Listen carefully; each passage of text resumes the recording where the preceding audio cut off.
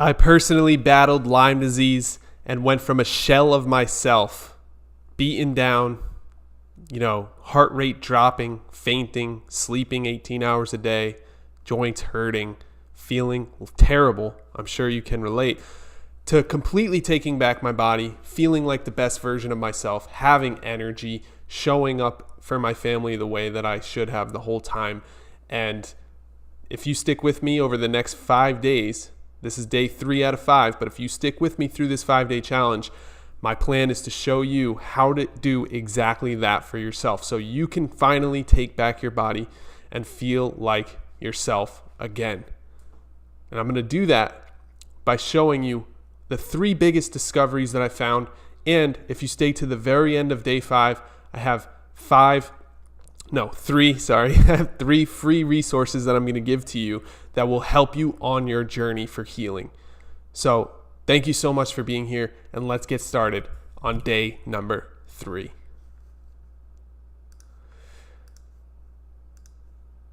So here we are, day 3. Stop eating these foods if you want to heal from Lyme disease.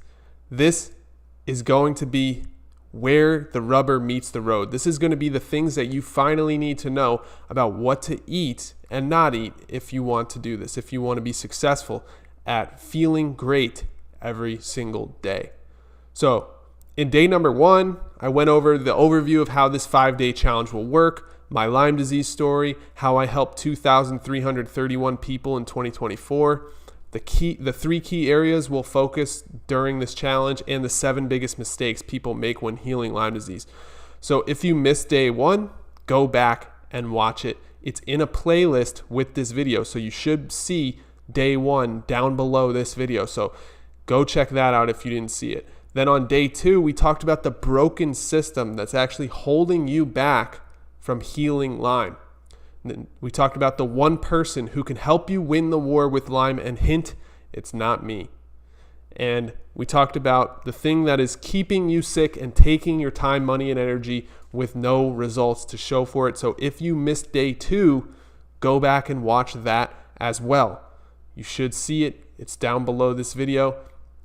If not, it will be down below this video. I'm going to link it and make sure it's there. There's a playlist, so you should have access to the whole playlist of all 5 days, especially by the 5th day here. So again, we're on day 3.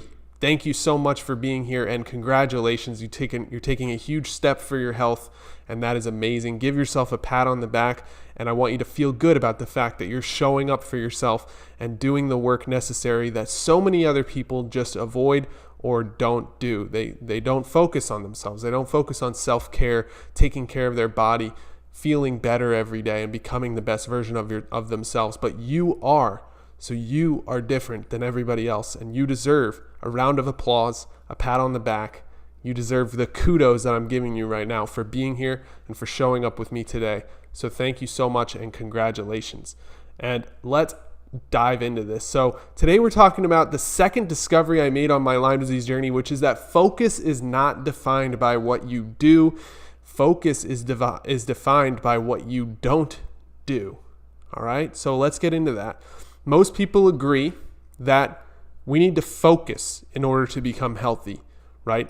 We can't just wing it. We can't just throw things against the wall. We need to actually take the time and be with what we're doing.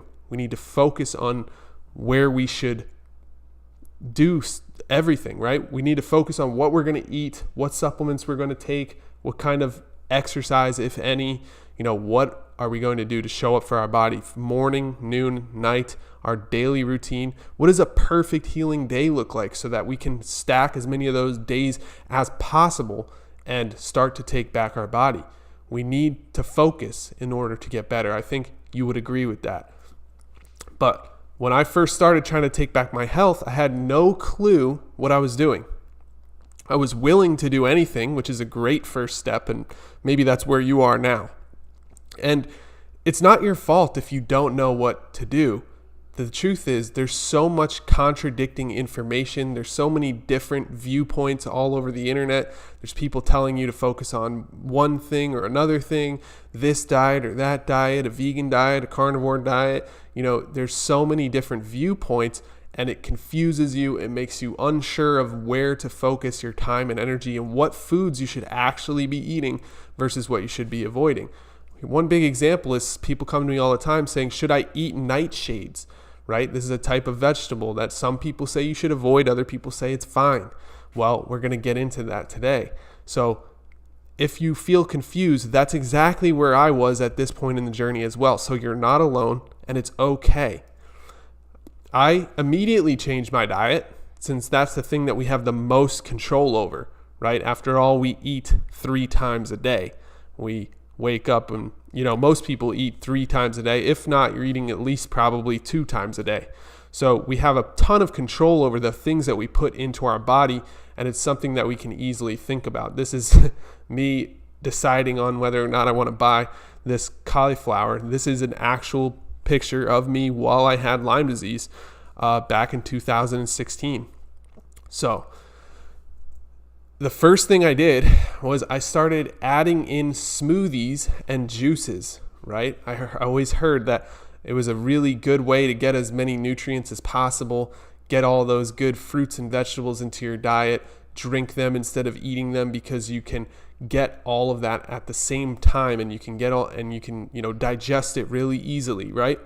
And maybe you heard something similar, and maybe you're doing the same thing now as well. But in hindsight, now knowing what I know today, right? They say hindsight is 20/20, meaning it's always easier to look backwards and decide what you were doing was right or wrong versus looking forward, right?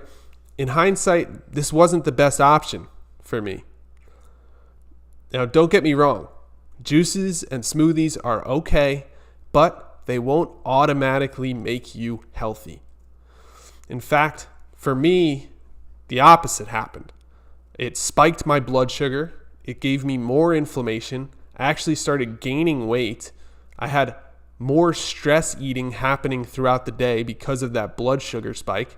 I ended up becoming achy and tired, and I felt even more unhealthy from having so many juices and smoothies. So I had to switch things up. So I did what I always do. I hit the books, the videos, the courses, the coaches, and what I learned changed everything. The Lyme Diet is one book that I loved about diet and what we should be eating when we're focusing on healing from Lyme disease. Dr. Nicola McFadden wrote a great book on the topic of an elimination diet. Now, this sounds scary, but stick with me, because the exact opposite is true. It's even easier than most diets, and it's very doable, and it's very healing specifically for Lyme disease. Now, this isn't the only thing you can do for Lyme disease, but this is what I decided to do for myself, and it's what we do with a large percentage of our clients, because I'll tell you why in just a minute. All I had to do was cut my diet down to the most minimal thing possible. Then from there, I could build it back up while really focusing on choosing the correct foods and avoiding the harmful foods. And it was easier to figure out because it was stripped down to such basic levels. And the whole process only takes about 2 months, but done correctly, it absolutely changes everything. So why does it work so well? Well, focus is determined by what you don't do, not by what you do. So everyone agrees that you need to focus in order to heal the body, be healthy, or have energy. It requires a time for focusing on your health, right? Maybe you weren't that focused on your health before this, or maybe you were. But now that you have this infection with Lyme disease, you're put in a position where you have to focus on your health. As we talked about in day 2 and day 1, really, is, the only person that's going to help you through this, or the person that's going to help you through this the most, is you. So we're in a position now where you have to focus on your health. And maybe you didn't ask for this, and maybe this isn't what you want to spend your time doing, but guess what? The sooner you make it your priority to focus on your health, the sooner you'll get through this and be the healthier version of yourself that comes out the other side healthy, balanced, and vibrant energy and health, right? So whenever I need to focus, I learn to ask, well, what are you cutting out? If you need to focus, what are you not going to do, right? Because the truth is, when you're focused on one thing out of 100, that means you've cut 99 things out of your mind, right? Look at the pictures below. If you're focused on a building off in the distance, well, you're not focusing on all of the other buildings around it. Or if you're focused on a specific person in a crowd of people, that means you're cutting out 99% of the people and just looking at that one person. And if you're focused on this blue umbrella instead of the black umbrellas, it means you're cutting out those black umbrellas and only looking at the blue one. It's not necessarily easy to have this level of focus. But once I eliminated everything, there was no distractions.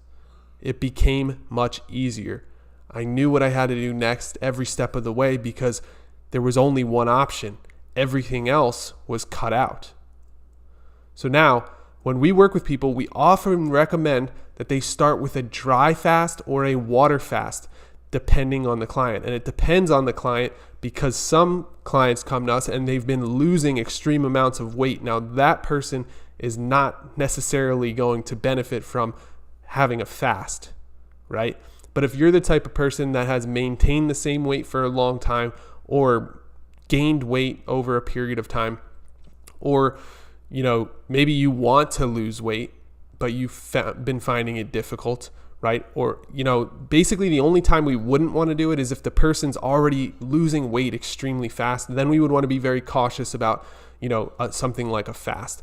But for everybody else, it makes such complete sense because besides all the amazing benefits of fasting, it allows them to reset their system and then focus on what they eat and how the food they eat affects their unique body. So now you're not depending on somebody telling you that this is the best food for you or telling you that you need this specific meal plan or that specific meal plan or this specific diet. You're actually experiencing it firsthand for you, right? Because what causes inflammation in your body might not cause inflammation in my body, and vice versa. And the really cool part is you don't even need a list of what to avoid because the answer at first is everything. From there, we add foods in based on your body and we try to reach hyper-nourishment so your cells can be repaired, your calories can be used for feeling good. And the really cool part, our clients are shocked at how much this helps them with eating healthy. It is amazing what happens if you're able to fast for a period of time and then go back to eating healthy because something happens in the mind, in the gut, in the body. Things change when we go through that fast. And when we put food back into our body, for some reason, it's a lot easier to choose the healthy choice. If you come off a fast, you just simply don't want to put processed foods in your body for whatever reason that is. I can't say for sure why that is, but we just don't crave those potato chips and those, cheese doodles and those, unhealthy processed foods when we're coming off a fast. The first thing we want to eat and we crave is a really good protein source, maybe some healthy fats, some vegetables, and that's what our body truly wants deep down, but it's often overloaded with all of the processed junk in our life and all of the stuff that we're constantly consumed with in our life that we can't even see through the fog. We can't feel what our body actually wants, what our body actually needs because we're overwhelmed with all of this consumption in our life. But when we give ourselves that break, it becomes so much easier to make the healthy choice the next time we eat. You will be amazed at how different it is than just trying to go from, eating unhealthy to eating healthy. To have that period in between where we do a fast, there's lots of ways to fast, by the way. There's intermittent fasting, there's dry fast, water fast. You got to find what works best for you, but when you implement this, it becomes much easier to make the healthy choice. So here's this 3-step process for starting a new diet, or in this case, I like to refer to it as a lifestyle, right? Because we're not looking for a fad diet. We're not looking for a short-term thing. But step 1, I made a plan for what I will eat after the fast, right? So I go into it knowing exactly what's going to happen on the other side. That way I'm not, trying to find food or trying to figure things out while I'm starving. And, some people, and I'm guilty as charged, get hangry, right? You get hungry and angry at the same time because you're so hungry, and it's, then you have to try and add the stress of finding the food you'll eat after the fast on top of that. We want to avoid all of those problems. So before we even start the fast, we want to have a plan for how we're going to come off of that fast. And there's a very specific, different macronutrients that we want to focus on when we're doing this, right? So we don't necessarily want to come off and just overload our body with carbs, or overload our body with protein, or overload our body with fat. We want to be very meticulous about the percentage of carbs, fat, and protein that we eat for our first meal back after a fast. Step 2 is then to water fast for 3 days or dry fast for 24 hours. You don't want to dry fast for longer than 24 hours because it can be dangerous for obvious reasons. And if you don't know what a dry fast is, it just means no food or water, which sounds dangerous, sounds scary, and it can be. I always recommend doing this, supervised by your medical professional. I definitely have to say that. But, I've done this dozens and dozens of times myself without any medical professional. And that's all I'll say there. But step number 3 is to then consume healthy foods in a minimal fashion, right? And this is just for getting started on the elimination diet. So what we can do is we can provide you with the exact foods you should eat coming into your elimination diet, then have you fast for 24 hours or 3 days, and then give you those foods that you wanted all along. And the thing that happens is absolutely amazing. Your cells start to go through something called autophagy, which is cell turnover, right? The dead cells get cleared out of the body. They create and form new healthy cells, new healthy mitochondria. You start to have energy. Things start to feel a little bit better right off the bat. And you can get results with this so quickly and so easily that I don't want you to ignore this video and assume that this isn't going to work for you or have excuses. I want you to give this a try and see how you feel. See what happens after just 3 days of a water fast, or even shorter, 24 hours of a dry fast. So here's some foods that you might prioritize for healing when you're coming back and eating your elimination diet. So we want to prioritize cruciferous vegetables. These are vegetables like broccoli, cabbage, kale, arugula, Brussels sprouts, cauliflower. And then we want to have healthy fats, right? Avocados, nuts, fish, clean protein, right? Like simple, clean protein. We could be like chicken breast or fish. And if you eat red meat, it could be a very clean steak that you get from a butcher that you trust. And I always recommend organic, grass-fed, the highest quality meats if you're going to eat meat. If you don't eat meat, if you're a vegan, that's totally fine. You could still do this. I prefer tofu for the vegans. That's a very good source of protein, or tempeh, or those are my 2 favorite. There's also other ones like seitan, but I try to stay away from that, especially during this period because it's basically just wheat protein. It's so if you think about people that have a gluten allergy, seitan would be literally eating gluten, like the most purest form of gluten. So we'd want to kind of avoid that for protein for now if you're a vegan. But tofu and tempeh are great choices. Then we have allium vegetables. These are garlic, onions, cilantro. I think cilantro falls under herb. But all the things that are like onions, so like the green onions, scallions, those types of things.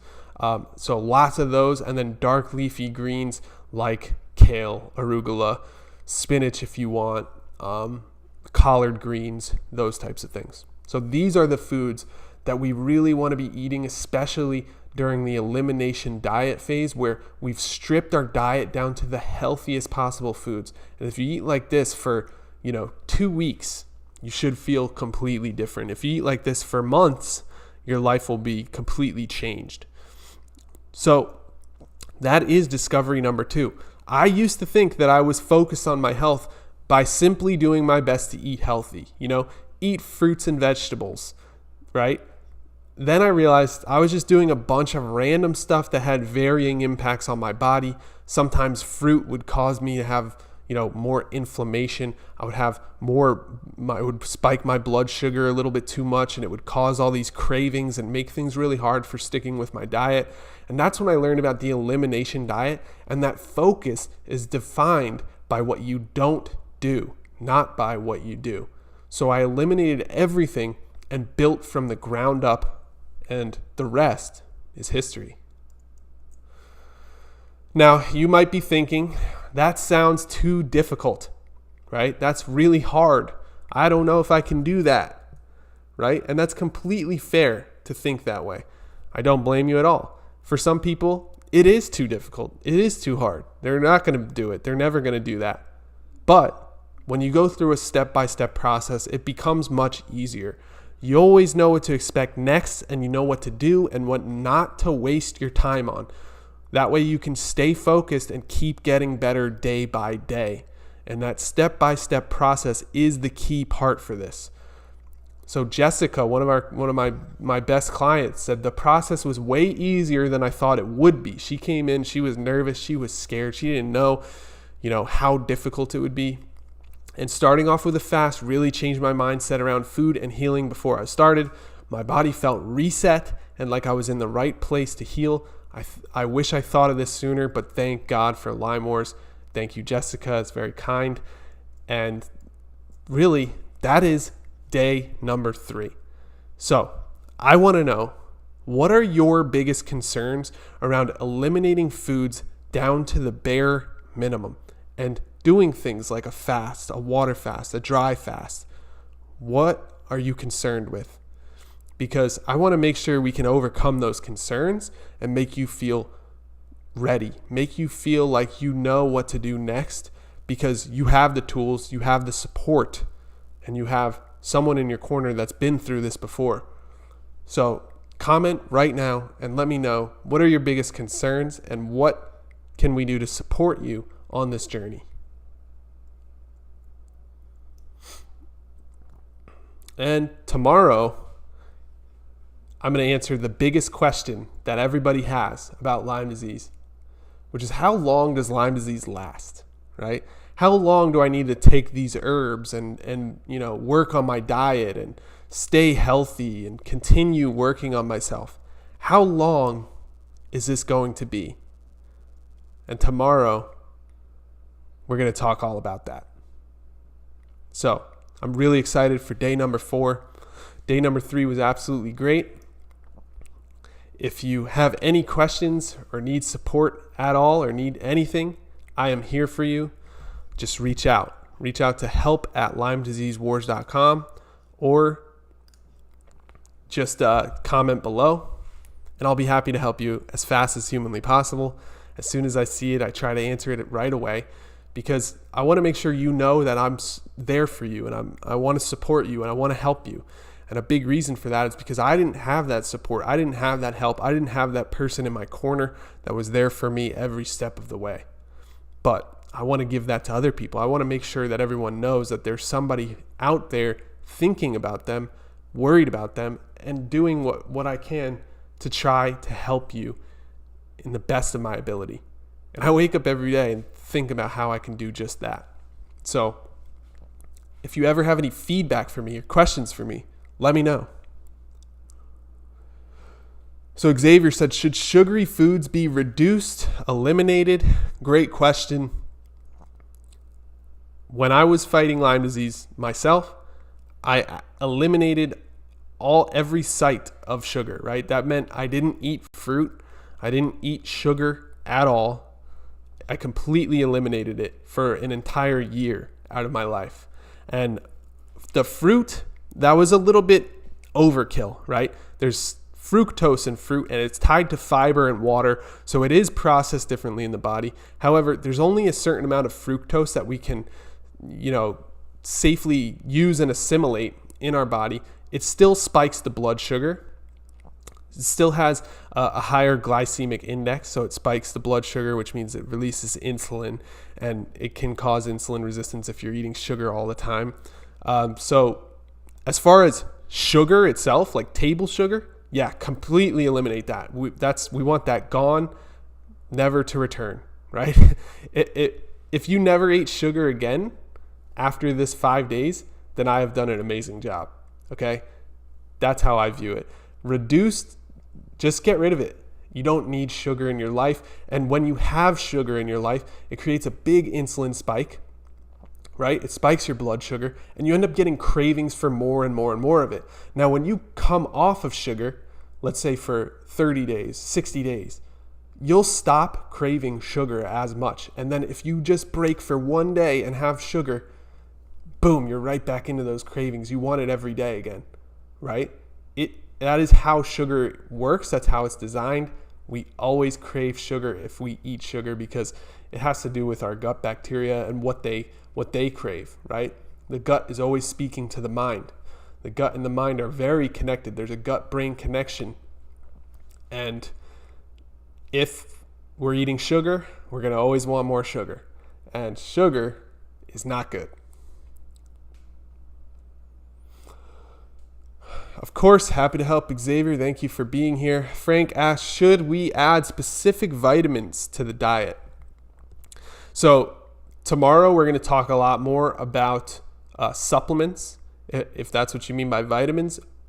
If you're talking about like actual vitamins, minerals, nutrients that you get from your food, ideally we want to be eating whole plant-based foods because they're so rich in vitamins and minerals that we can get nearly everything we need from that.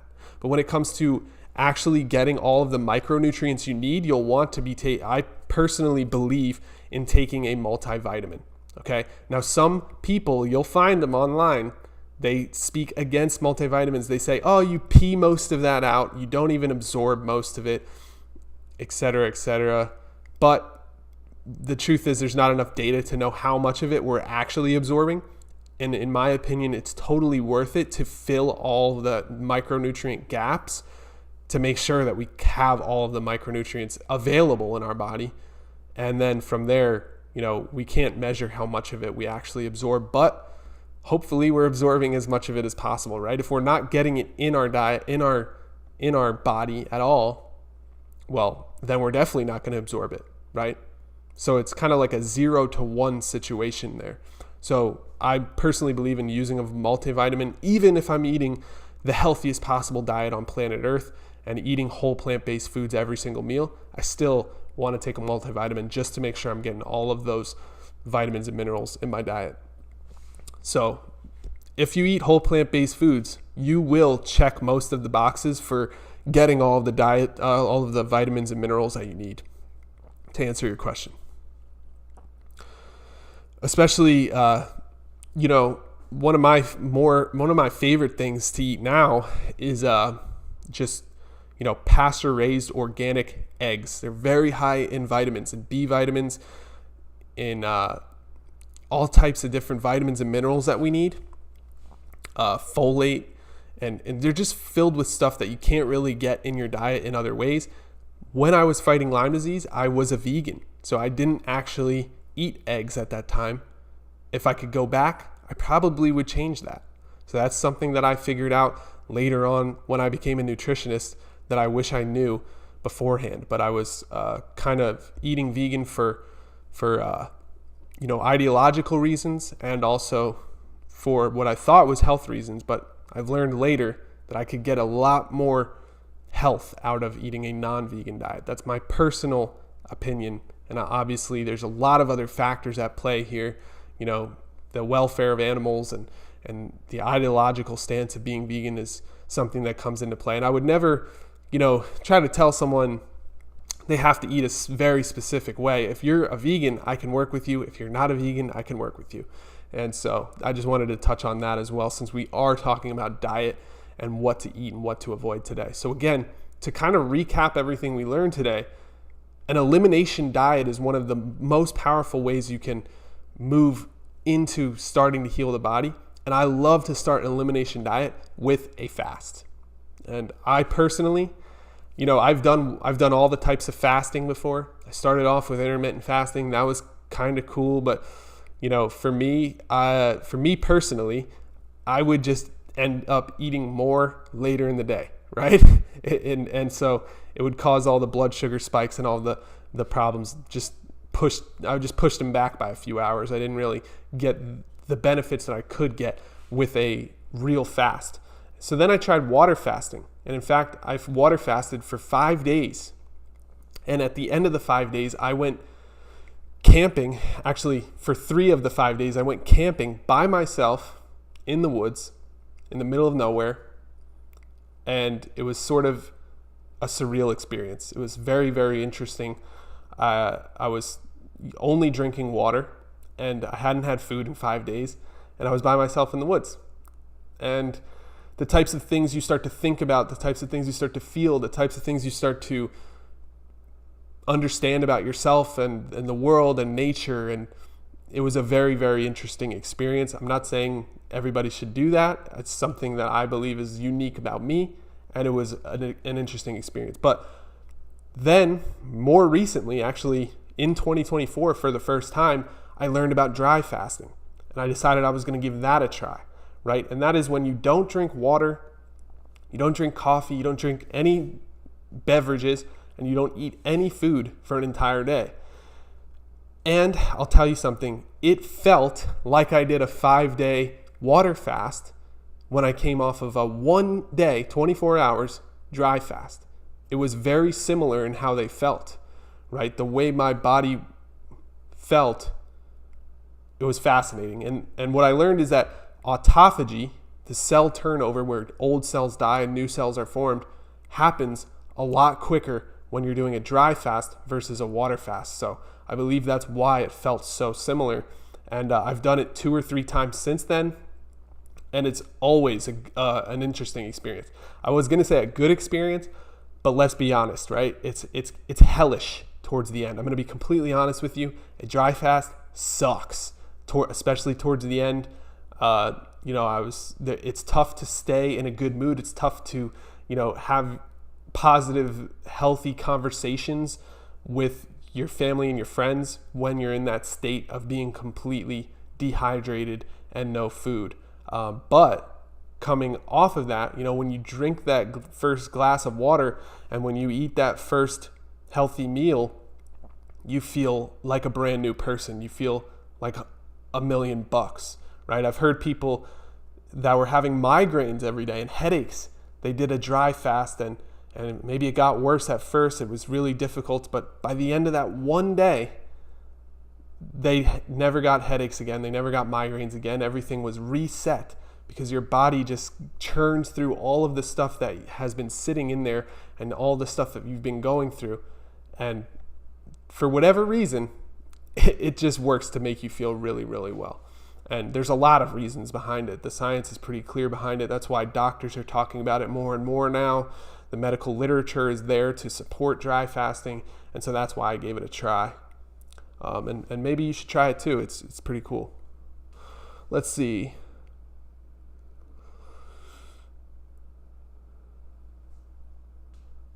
Yeah, okay. So Diane says trace mineral supplement is worth it because low mineral oil in soil. Yes, definitely. Over the years, the mineral levels in the soil have dropped. We've also seen a drop in just antioxidant levels overall, right? And just all of the really powerful stuff that you get from food, right? So as we took on factory farming, our food is now domesticated, right? We're spraying it with chemicals to fight off bugs and fight off bacteria, right? Whereas before, the plants had to defend themselves from that bacteria from those bugs. And so the plants were creating phytochemicals that would fight off the bugs and bacteria before, and now they're creating less and less and less of it. So that means when we eat it, we get less and less of the antioxidants, the anti-inflammatory benefits, all of the antioxidative benefits, antipyretic benefits. All of the benefits have gone down in our food because of factory farming and domesticated farming practices, like using Roundup spray and all of those nasty glyphosate sprays that they're spraying on the crops. So that's a big reason why I always talk about herbs as well, because herbs are so high in all those antioxidants and those anti-inflammatory compounds and those, we can't get them in our diet anymore. So we have to get them from somewhere. And herbs are wild plants that are still producing, for the most part, a lot higher amounts of those compounds. And so it's an easy way to get them, to get those compounds. And as far as mineral levels go, yes, the mineral levels in the soil are also dropping. Frank said lemon's very important in his case. It often helps to improve his condition. Thank you so much for sharing that, Frank. Maybe that will help someone else as well. I'm a big fan of having lemon water first thing in the morning. It helps to set you off in an alkaline path, right? Rather than acidic. So a lot of times people wake up and they drink that coffee. This turns to acid in the stomach and it has an acidic effect. Lemon, even though it's acidic in its natural form, when we ingest it, it has the opposite effect. It has an alkaline effect in the body. So it can be really beneficial to start off there. And also, Lyme microbes thrive in an acid-based environment and they die in an alkaline environment. So we want to get so just to round this whole thing off, we're talking about Lyme disease specifically. Lyme microbes die when they're in an alkaline state, which comes from vegetables, fruits, having a healthy body, healthy environment inside your body. So you want to transform the environment which these microbes are trying to survive in, right? If they have an acid environment to survive in, they will survive easier and longer. Secondly, they die in oxygen, right? Bacteria do not survive well in rich oxygenated areas. So breath work, getting in nature, getting oxygen, as much oxygen as you can into your body. We want to actually change the environment of our body from the inside out so that Lyme microbes have a more difficult time and die easier when we're fighting against them, right?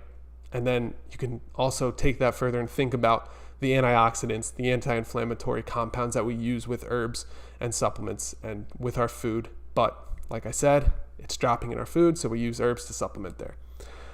Anyway, I don't see any more questions for the time being, so hopefully I answered everyone's questions today, and I hope everyone has an amazing hump day here on Wednesday, January 8th. And if you're watching the replay of this, hello, welcome. Hit the subscribe button if you're new here.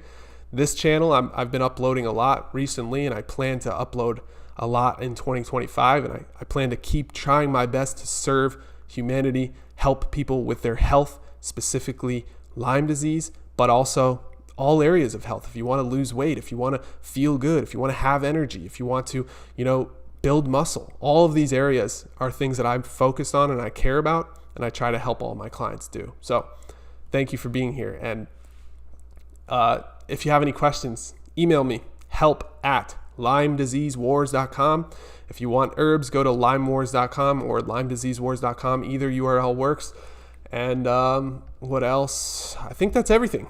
So thank you so much. My name is Ryan Kearns, and I'll see you tomorrow for day number 4 of the 5-day challenge. And again, before I forget, day 4 is about how long is Lyme disease? How long is this going to last? How long do you have to deal with this problem? And is there ways to make it shorter? Find out tomorrow.